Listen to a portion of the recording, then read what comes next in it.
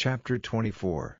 When a man hath taken a wife, and married her, and it come to pass that she find no favor in his eyes, because he hath found some uncleanness in her, then let him write her a bill of divorcement, and give it in her hand, and send her out of his house.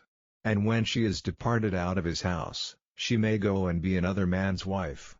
And if the latter husband hate her, and write her a bill of divorcement, and giveth it in her hand, and sendeth her out of his house, or if the latter husband die, which took her to be his wife, her former husband, which sent her away, may not take her again to be his wife, after that she is defiled, for that is abomination before the Lord, and thou shalt not cause the land to sin, which the Lord thy God giveth thee for an inheritance. When a man hath taken a new wife, he shall not go out to war, neither shall he be charged with any business, but he shall be free at home 1 year, and shall cheer up his wife which he hath taken. No man shall take the nether or the upper millstone to pledge, for he taketh a man's life to pledge.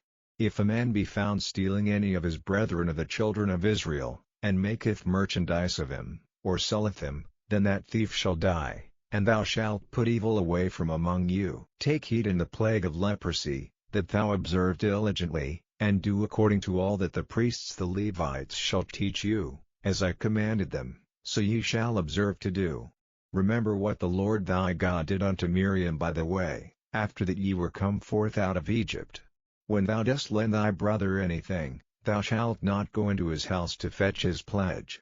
Thou shalt stand abroad, and the man to whom thou dost lend shall bring out the pledge abroad unto thee. And if the man be poor, thou shalt not sleep with his pledge. In any case thou shalt deliver him the pledge again when the sun goeth down, that he may sleep in his own raiment, and bless thee, and it shall be righteousness unto thee before the Lord thy God.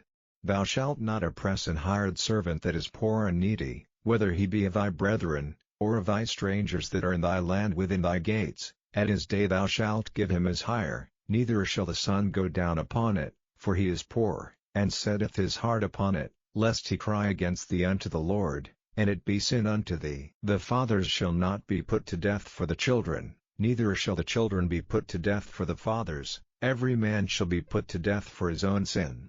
Thou shalt not pervert the judgment of the stranger, nor of the fatherless, nor take a widow's raiment to pledge, but thou shalt remember that thou wast a bondman in Egypt, and the Lord thy God redeemed thee thence. Therefore I command thee to do this thing. When thou cuttest down thine harvest in thy field, and hast forgot a sheaf in the field, thou shalt not go again to fetch it. It shall be for the stranger, for the fatherless, and for the widow, that the Lord thy God may bless thee in all the work of thine hands. When thou beatest thine olive tree, thou shalt not go over the boughs again. It shall be for the stranger, for the fatherless, and for the widow. When thou gatherest the grapes of thy vineyard, thou shalt not glean it afterward. It shall be for the stranger, for the fatherless, and for the widow. And thou shalt remember that thou wast a bondman in the land of Egypt. Therefore I command thee to do this thing.